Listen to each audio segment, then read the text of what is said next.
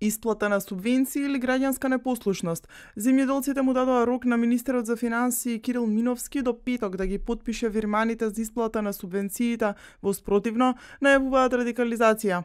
Веќе со следната недела сигурно сум, повеќе од сигурен дека ќе се преземаат цврсти чекори околу начинот како и на кој начин, пак ќе повторам, да ги добиеме субвенциите. Ако нашиот земјоделски производител за било какви давачки спрема државата му се блокираат сметките, тогаш и ние мораме да преземеме некои мерки или по надлежните институции да ги блокираат сметките на Министерството и на Министерството за финансии, кога мислам Министерство за земјоделие. Од Министерството за финансии МОЛК не коментираат кога ќе стартува исплатата на субвенциите и зошто се доцни.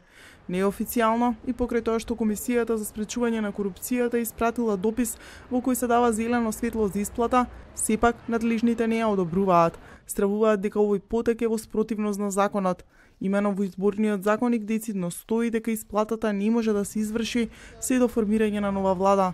Земјоделците велат дека институциите мора да се одблокираат и да се формира нова влада. Ако не го исплатите, не го исплатат субвенциите и не чекаме, тоа знаеме, ќе биде блокирано цела држава за земјоделците. Да се формира институцијата нова влада под хитно. Затоа што народот веќе пропаднало. Сагата за исплата на субвенциите низ институциите трае со месеци.